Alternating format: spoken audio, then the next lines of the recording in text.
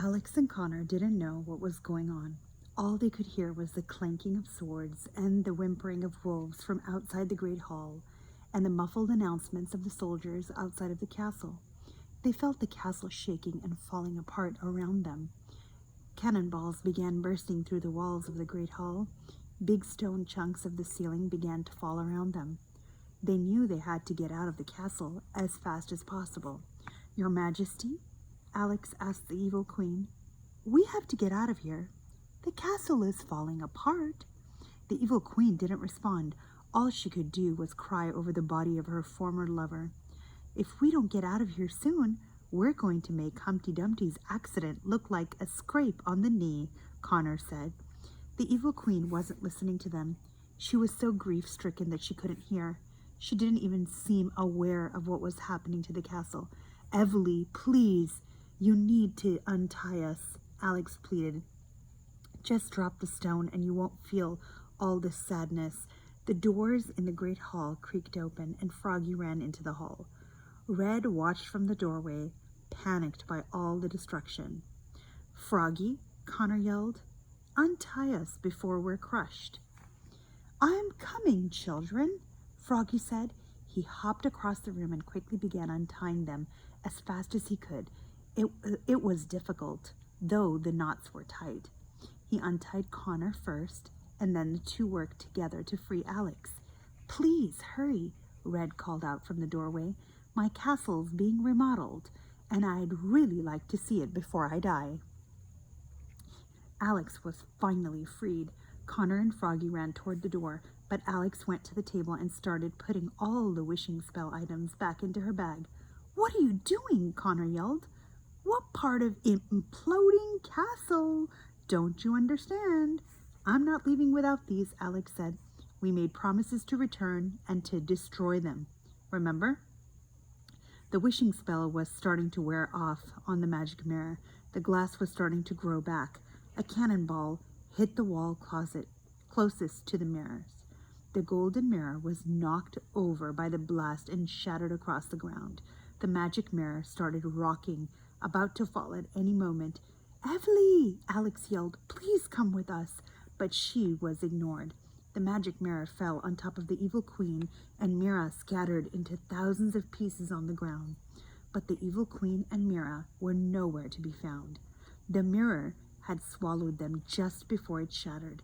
Alex ran over and started searching for any trace of the evil queen or Mira, but there was nothing to find except bits of broken glass. The only thing Alex managed to find was the evil queen's heart of stone. Alex put the heart of stone in her bag. She turned to run toward the door with her brother and Froggy, but something else caught her eye on the floor. It was her reflection in a piece of the golden mirror. It was so bright and colorful, and she saw herself smiling in it. And there was something behind her. Something moving. Like wings. "Come on, Alex," Connor yelled. "I don't want to be an only child." "Coming," Alex said. She ignored the glass and joined her brother, Froggy and Red, in the doorway of the crumbling great hall. They found Jack in the corridor outside the great hall, still holding on to his wounded arm. Porridge was impatiently waiting here too, not wanting to leave without her mistress. "Jack," Red said and went to embrace him. "You came." "I didn't come for you," Jack said, and refused to let her touch him. "Where's Goldilocks?" Red put a hand on her chest and was short of breath. Pure heartbreak started to consume her like a delayed poison. He really was in love with Goldilocks. "Let me get everyone to safety, and then I'll go back for her," Froggy said. "I'll go with you." "Ah!" Jack had begun to speak, but screamed when he tried to move his arm. "No, you won't," Froggy said. One by one, Froggy took hold of Alex, Connor, Red, and Jack and leaped with them across the moat.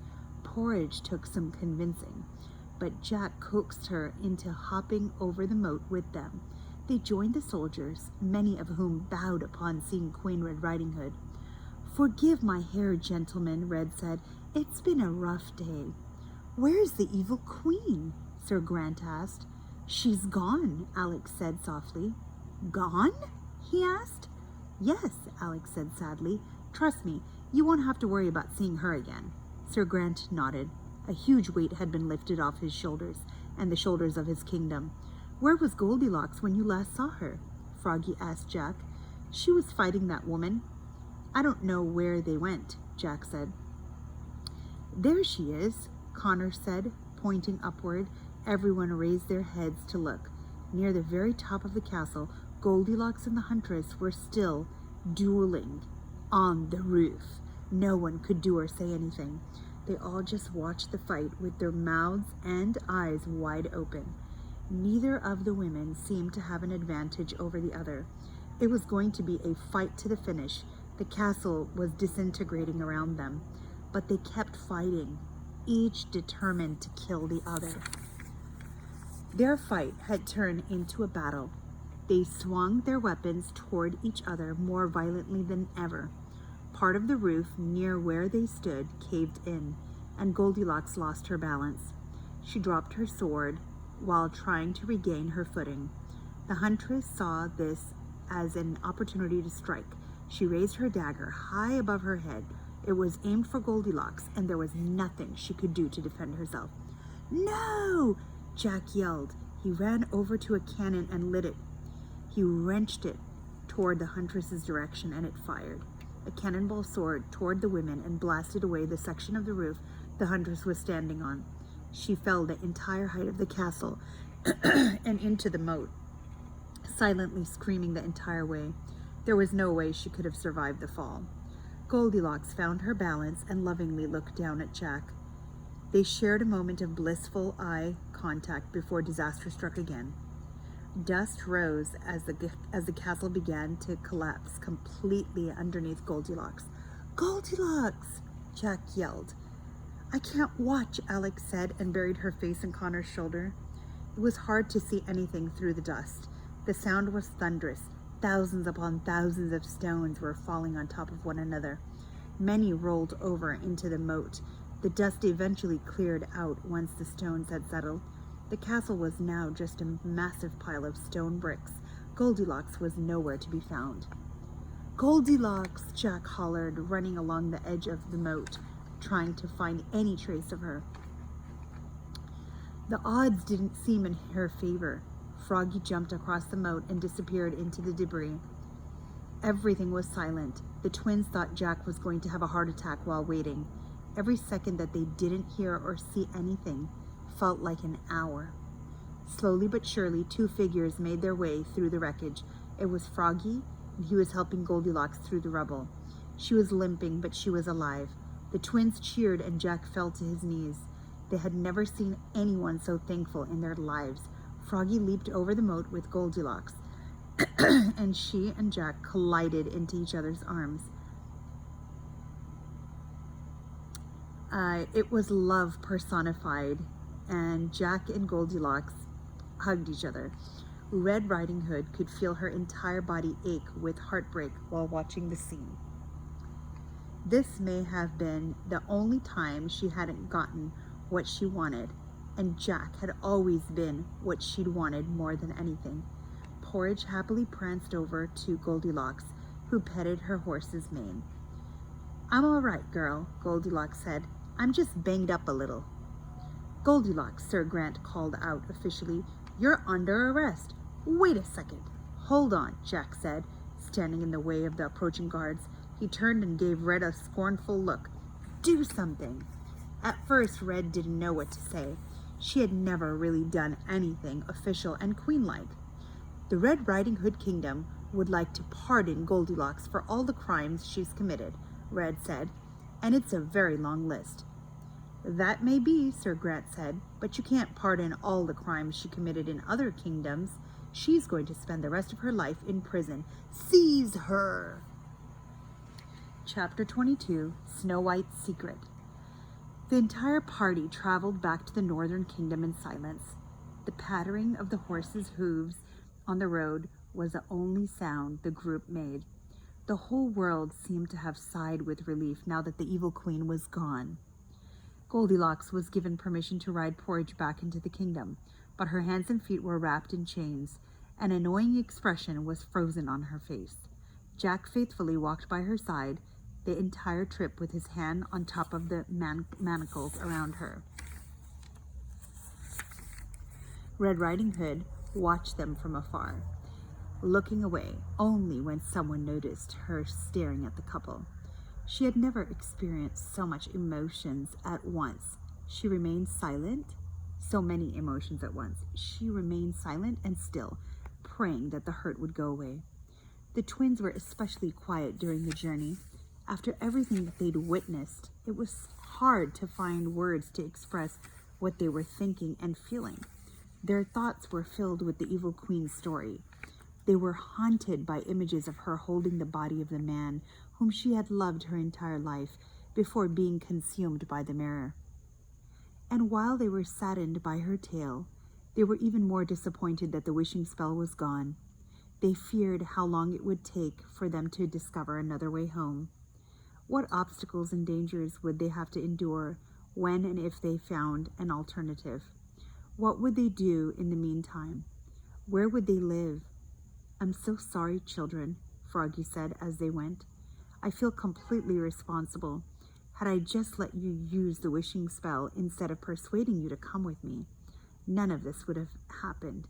"It isn't your fault, Froggy," Alex said. "The wolves would have gotten us sooner or later." Actually, this whole thing is your fault," Connor said. "If you hadn't told us about the wishing spell, none of this would have happened in the first place. We would have never been chased by wolves, kidnapped by trolls, or targeted by the evil queen." Froggy lowered his head. The guilt was heavy and it weighed him down. Alex looked like she was about to punch Connor in the face. "But," Connor said with a big, cheesy smile, "you did save our lives like 3 times, so I think that makes up for it." Froggy chuckled. "You're more than welcome to live with me," he said. "I'll help you find another way home, I promise." The twins nodded and smiled at him. It was comforting to know they had a place to live, even if it was just a hole in the ground. They traveled for a day and a half before they finally reached Swan Lake and arrived at Snow White's palace. Red Riding Hood seemed intimidated by a palace so regal and large. "My castle is going to look just like this when it's finished," she told everyone around her, but no one seemed interested. The soldiers immediately took hold of Goldilocks and escorted her to the dungeon. "Wait a minute. You can't just throw her into captivity without a trial," Jack said. "For her sake, I hope she never gets a trial," a soldier said. "Go home, Jack," Goldilocks said. With good behavior, they should let me out in a few decades." Jack followed them anyway, protesting the entire time, but even he knew there was nothing he could do. "Come with me," Sir Grant said to the twins. "We'll find the queen." The twins, Red and Froggy, followed the soldier into the palace. They went up the staircase to the 3rd floor and down the hall to the door of what must have been the real entrance into the storage chamber. Grant knocked on the door. "Your Majesty, it's Sir Grant. Are you in there?" he said. "Yes, please come in," Snow White said from inside. They all followed Sir Grant inside. The room looked completely different. All the furniture had been uncovered, and the paintings had been placed on the walls. It looked like an actual room again. "What are you two doing here?" Snow White asked. She was putting the portrait of the huntsman back on the wall. For the past couple of days, she had been restoring the room by herself. "Your Majesty," Sir Grant said, lowering his helmet, "we found your stepmother hiding in a castle in the northeast sleeping kingdom." "And?" Snow White asked, bracing herself for the news. "She's dead," Grant informed her. Snow White's face became paler, which the twins hadn't thought was possible. She sat down on the platform in the back of the room. She didn't cry, but anyone could tell it was difficult news to process. "How did it happen?" Snow White asked. Grant looked down at the twins. "I wasn't there, but they saw it happen," he said. "She didn't die per se," Alex said, trying to put it delicately. The castle was falling apart, and her mirror, well, it fell on top of her and swallowed her like a bug. Boom! And then she disappeared, Connor said excitedly. It was crazy. There was nothing left. Alex gave her brother a dirty look. Well, not necessarily, she said. Alex reached into her bag and pulled out the heart of stone. Snow White gasped upon seeing it. Alex walked across the room and handed Snow White her stepmother's heart. This was left behind, Alex said. I think you should have it. Snow White looked down at the stone and tears spilled out of her eyes. Sir Grant, I'd like to be alone with the children, Snow White said. Please arrange rooms for the others if they would like to stay.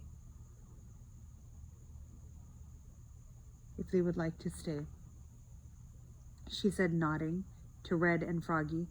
Well, why, thank you, Your Majesty, Froggy said, and bowed. That's very nice, thank you, Red said. Maybe just until my palace is done being rebuilt. I'm putting in a room just like this one. Sir Grant ushered them out of the chamber before Red could finish. The twins were left alone with Snow White. She was very quiet for the first few minutes. All she could do was stare down at the stone. I guess you didn't listen to my advice then, Snow White said. We listened, Connor said. We just ignored it. Do you know what this is? Snow White asked them, holding up the heart of stone. Yes, Alex told her.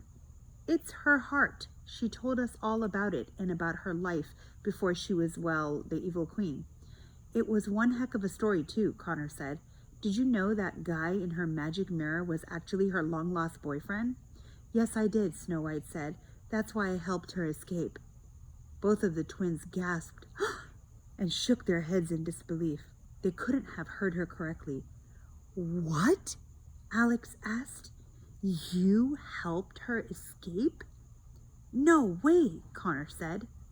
Yes, Snow White said. She showed no remorse with her confession.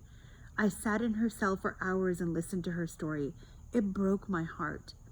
So, in a final attempt to please her, I arranged for her and her mirror to be taken up the river and into the next kingdom so she could continue her work. The twins couldn't believe it. They wanted to ask so many questions, but only grunts and little stutters came out of their mouths. All these years, I wondered why she didn't love me, and then I finally understood. It was because she couldn't, Snow White said. I thought a heart as broken as hers was punishment enough for her crimes against me. Did she free him then? She did, Alex said, but unfortunately it was too late. He died in her arms. Snow White let out a distressed sigh. I see, she said. But they were together, Connor said one last time. So what happens now? Alex asked. Do we clear her name? Do we tell the world the truth about her? I'm afraid that's easier said than done, Snow White said. I think the best thing we can do now to honor her memory is to live every day with the compassion and understanding no one ever gave her. The twins looked to each other and exchanged sad smiles. I think what I've learned from all of this is that villains are mostly just people villainized by circumstances, Alex said. Snow White nodded, sincerely looking down at the heart. I agree, Snow White said. That's the tragic lesson we can learn from the evil queen. The dungeon was a miserable place, as Goldilocks was learning firsthand. Her cell was small and damp. The smell was horrible and the light was scarce. Occasionally a rat would try to run into her cell, and Goldilocks would look down at it meanly and intimidated into running the other way. Don't even think about it, she said multiple times to the rodents. It was just past midnight, and all was quiet in the dungeon. Goldilocks couldn't sleep in her first night of captivity.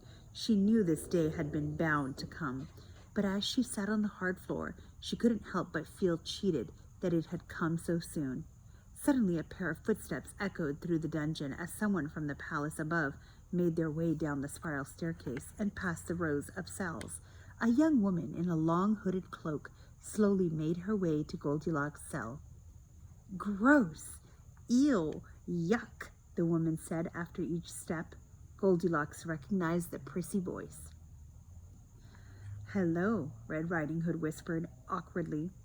"What are you doing down here?" Goldilocks asked. "Have you come to personally escort me to my execution?" "Please keep your voice down," Red said. "The guards don't know I'm in here." "What do you want?" Goldilocks asked her. "I've come to let you out," Red said. "What?" Goldilocks said, completely shocked. "Why?" "Because I've decided to make things right," Red said very haughtily. "Go ahead then, let me out," Goldilocks said, almost daring her. She didn't get her hopes up. She knew there had to be a catch. "I will, but first, I wrote you a letter," Red said, and pulled out a piece of parchment from inside of her cloak. "You want me to read your letter first?" Goldilocks said, not even attempting to disguise the annoyance in her voice. "Of course not. I know you probably can't read," Red said sincerely. Goldilocks raised her eyebrows. "You're so lucky these bars are between us right now." "That was just a joke. Lighten up, Goldie. I've been working on this all night and thought it was best if I came down here and read it to you myself," Red said. "I'm listening," Goldilocks said and crossed her arms. Red cleared her throat.